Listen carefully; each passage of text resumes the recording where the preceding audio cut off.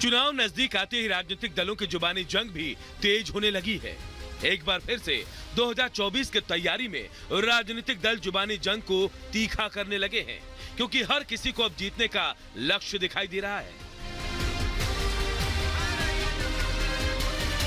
बिहार में विपक्ष का जमावड़ा लगा, जहां विपक्ष के कई बड़े नेता शामिल हुए।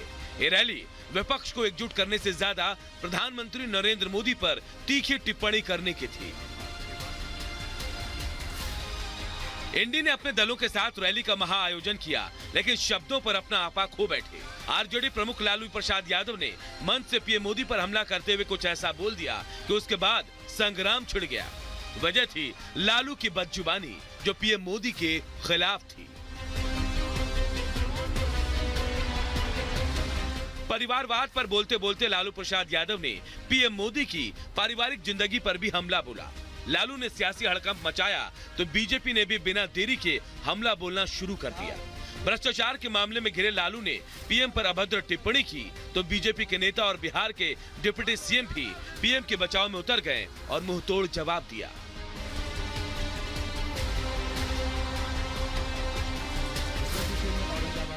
राजद ये नौटंकीबाजों की पार्टी है। जिस बिहार लोकतंत्र की जननी रही, यहाँ लीडर पैदा होता था। ये राजद जैसे लोगों में लीडर नहीं, ये एक्टर के काम कर रहे हैं। आर से राइट फॉर गुंडागर्दी, जॉब फॉर लैंड जैसे, और डी से डेवलपमेंट ऑफ फैमिली। अब महागठबंधन के नेताओं की एकजुटता नहीं, बल्कि पुत्र की एकजुटता दिखाने का लालू जी प्रयास कर रहे थे। लालू ने मंच पर बैठे विपक्ष के नेताओं को खुश करने के लिए पीएम पर हमला तो बोला, लेकिन कुछ ही देर बाद लालू और विपक्ष पर यह पैंतरा उल्टा पड़ गया। बीजेपी और एनडीए सहयोगी दलों के नेता एक एक कर विपक्ष पर जमकर हमला बोलने लगे, जिसके बाद सियासी भूचाल सा आ गया। लेकिन इंडी गठबंधन की तरफ से आए इस तरह के बयान से यह साबित होता है कि विपक्ष बेचैन है। विपक्ष को समझ नहीं आ रहा कि कैसे मोदी का सामना किया जाए। हालांकि चुनाव के दौरान शुरू हुए इस जुबानी जंग का असर जनता पर कितना पड़ेगा, इसका जवाब जनता कैसे देगी, इसके लिए अभी थोड़ा इंतजार करना पड़ेगा। Bureau report, Republic Bharat.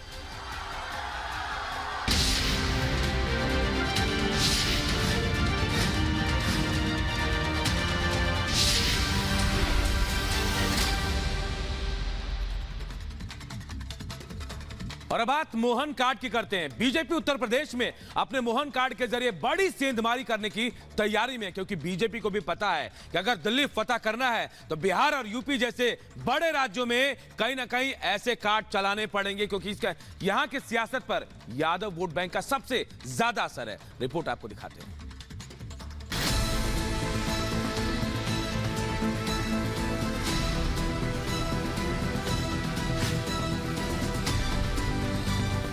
जब अयोध्या में भगवान राम मुस्कुरा रहे हैं, उनकी प्राण प्रतिष्ठा हो गई, तो स्वाभाविक रूप से हम मथुरा की तरफ क्यों नहीं देखेंगे। राम और कृष्ण विरोधियों का छोड़ हाथ यादव चला मोहन के साथ। दिल्ली का रास्ता उत्तर प्रदेश और बिहार से होकर गुजरता है, इसलिए उत्तर प्रदेश की 80 और बिहार की 40 लोकसभा सीटों को आगामी लोकसभा चुनाव की दृष्टि से बेहद महत्वपूर्ण माना जा रहा है। इन दोनों राज्यों में अधिक से अधिक सीटें अपनी झोली में लाने के लिए बीजेपी इस साल की शुरुआत से ही खासी सक्रिय है। उत्तर प्रदेश में बीजेपी मोहन कार्ड के जरिए यादव वोट बैंक पर सेंधमारी की तैयारी में दिखाई दे रही है।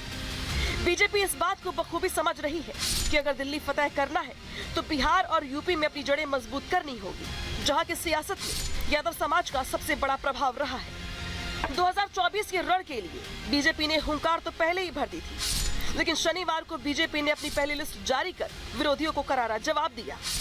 195 उम्मीदवारों में बीजेपी की पहली लिस्ट में 14% महिला उम्मीदवार, 14% अनुसूचित जाति, 9% अनुसूचित जनजाति, 29% ओबीसी उम्मीदवार, तो वही 34% अन्य उम्मीदवार शामिल है। बीजेपी की पहली लिस्ट आते ही राजनीतिक गलियारों में हलचल तेज हो गई।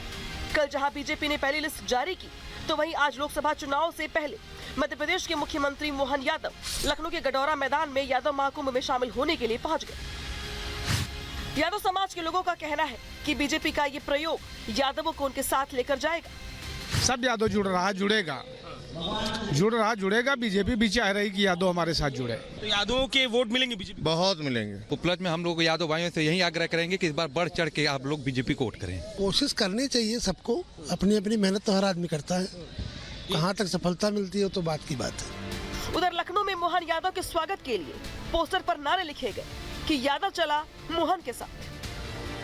यादव महाकुंभ में शामिल हुए मोहन यादव ने अखिलेश यादव का नाम लिए बिना कहा कि मेरे आने से कई लोगों के पेट में दर्द हुआ। एक परिवार यादवों को वोट बैंक समझकर अपना कब्जा मानकर चलते रहे। कभी भी आपको मौका मिले आप यहाँ खुशहाल रहें, आबाद रहें, लेकिन और आने वाले समय में अपने काम धंधे को फैलाना है तो मध्य प्रदेश और उत्तर प्रदेश भाई भाई है, दोनों में कोई अंतर नहीं है। सदैव आपका स्वागत रहेगा, बार बार हम मिलते रहेंगे, एक दूसरे के साथ संवाद होता रहेगा और कोई किसी के पेट में दुखे मेरे को फर्क नहीं पड़ता है। जब भी आप बुलाओगे आपका ही भाई हूँ, जब बुलाओगे दौड़ा दौड़ा चला आऊंगा। इतना ही नहीं, मोहन यादव ने इशारों इशारों में विपक्ष पर करारा तंज कसते हुए कहा कि हम भगवान श्री कृष्ण के वंशज हैं। जिसने मर्यादा तोड़ी उसे मर्यादा में रखा। हमें गर्व है कि हम उस वंश से आते हैं। ये वो समाज है जो कालिया नाग के सर पर नृत्य करते हुए समाज को शांति का संदेश देता है। जिनने मर्यादा तोड़ी उनको मर्यादा सिखाने का काम अगर किसी ने किया है, हमको गर्व है, वो गोपाल कृष्ण भगवान है। मर्यादा में लोगों को रखना जानते हैं। मोहन यादव ने साफ शब्दों में कहा कि भगवान राम की प्राण प्रतिष्ठा हो गई।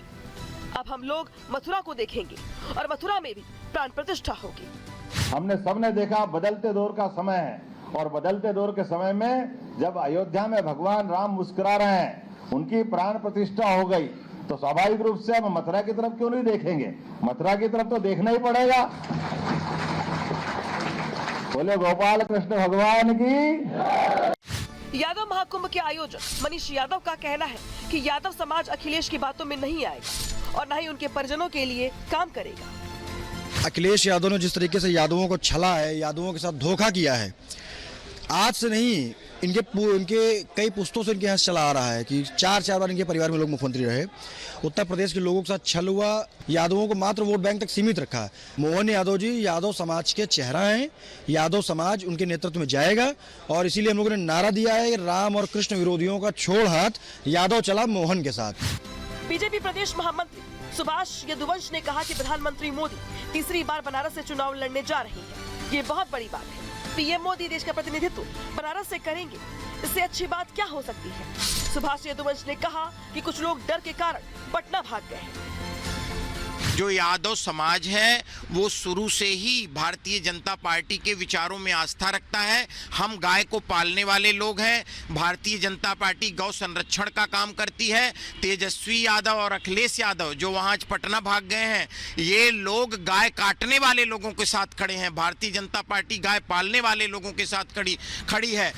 उत्तर प्रदेश की ओबीसी आबादी में तकरीबन 20% यादव है। वहीं उत्तर प्रदेश में 9% यादव वोट है, जो इटावा, एटा, संत कबीर नगर, बदायूं, फिरोजाबाद, बलिया, फैजाबाद, जौनपुरी और मैनपुरी में निर्णायक है। उत्तर प्रदेश में बीजेपी का सीधा मुकाबला समाजवादी पार्टी से है, जिसका यादव समाज मजबूत किला रहा है। इस किलेबंदी को तोड़ने के लिए मोहन यादव को एक सोची समझी रणनीति के तहत आगे किया जा रहा है, ताकि बीजेपी यादव समुदाय पर अपनी पकड़ मजबूत कर समाजवादी पार्टी को देश के सबसे बड़े सूबे में कमजोर कर सके।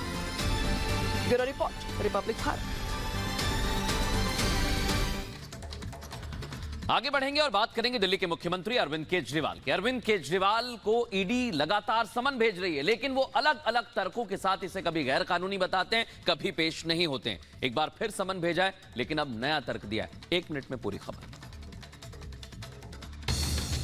आज फिर ईडी के सामने अरविंद केजरीवाल पेश नहीं हुए। अरविंद केजरीवाल ने ईडी के 8वें समन को भी नजरअंदाज कर दिया और ईडी को अपना जवाब भेज दिया। केजरीवाल ने कहा कि हालांकि समन गैर कानूनी है, फिर भी जवाब देने को तैयार हूं। अरविंद केजरीवाल ने 12 मार्च के बाद ईडी से तारीख मांगी है और कहा कि वीडियो कॉन्फ्रेंसिंग के जरिए जवाब देंगे। इससे पहले केंद्र एजेंसी केजरीवाल को 7 नोटिस जारी कर चुकी है, लेकिन वो किसी न किसी वजह से उनके सामने पेश नहीं हुए। साथ ही साथ आम आदमी पार्टी केंद्र सरकार पर आरोप लगाती आई है कि लोकसभा चुनाव से पहले केजरीवाल को गिरफ्तार करने की साजिश रची जा रही है। इससे पहले सीएम केजरीवाल ने ईडी के समन को गैर जरूरी बताते हुए कहा था कि अगर कोर्ट इस संबंध में आदेश देगी तभी वो ईडी के सामने पेश होंगे। केजरीवाल के पेश नहीं होने को लेकर ईडी ने कोर्ट का रुख अख्तियार किया था और कोर्ट ने केजरीवाल को 16 मार्च को अपनी कोर्ट में पेश होने का निर्देश दिया है। Bureau report, Republic Bharat.